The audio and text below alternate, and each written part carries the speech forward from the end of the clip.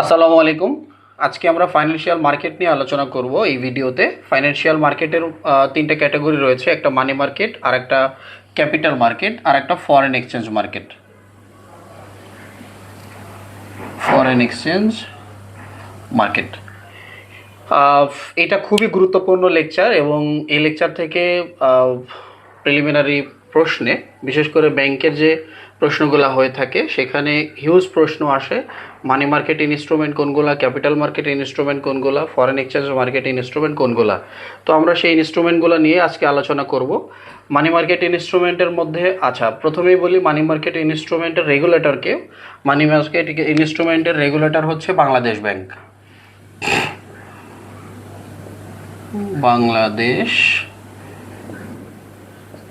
Bank Bangladesh bank money মার্কেটটাকে control করে, এবং তার মধ্যে প্রথমেই যে ইনস্ট্রুমেন্টটা রয়েছে সেটা হচ্ছে ট্রেজারি বিল। ট্রেজারি বিলটা এটা 90 দিন, 6 মাস, 9 মাস, 1 বছর এরকম হতে পারে। এটা সরকার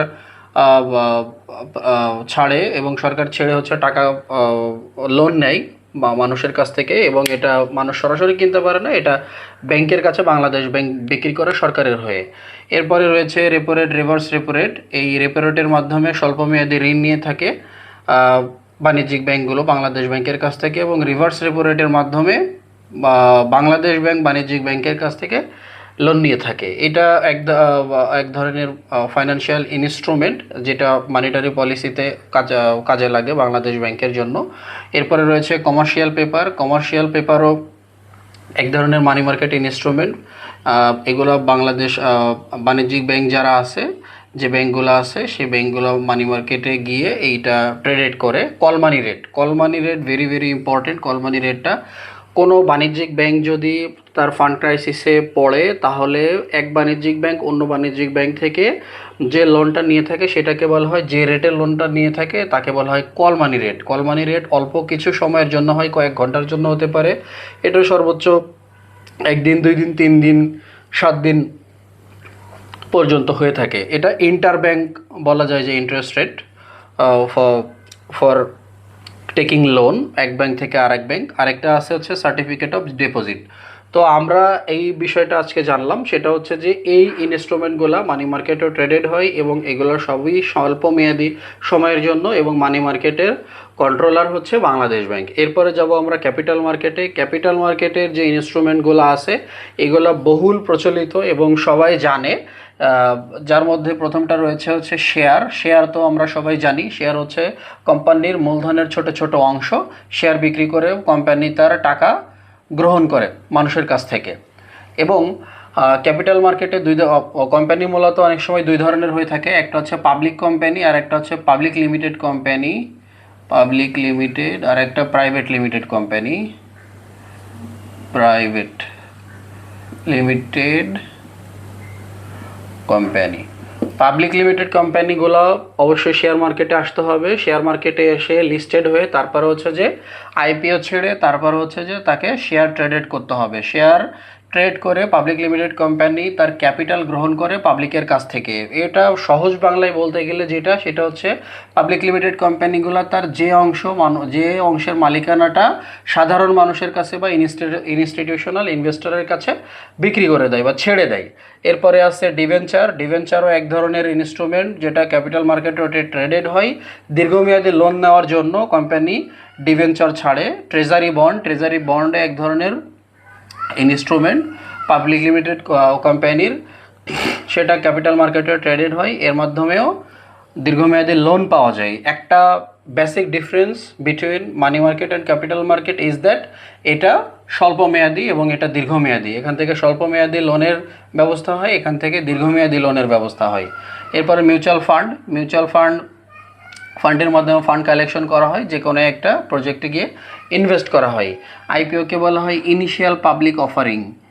ইনিশিয়াল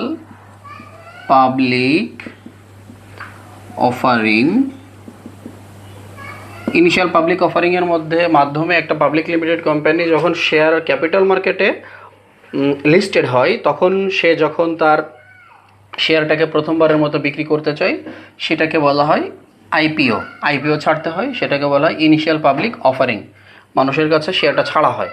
এরপরে আছে হচ্ছে মার্চেন্ট ব্যাংকিং। মার্চেন্ট ব্যাংকিং যে ব্যাংক করে তাকে বলা হয় মার্চেন্ট ব্যাংক। মার্চেন্ট ব্যাংক মূলত শেয়ার মার্কেটে কাজ করে। শেয়ার মার্কেটে শেয়ার, ডিভেঞ্চার বা treasury bond, mutual fund collections, IPO ছাড়াও এই বিস্তারিত কাজগুলোতে এই ক্যাপিটাল মার্কেটে ওরা হেল্প করে থাকে। এর মধ্যে আর একটা আছে আন্ডার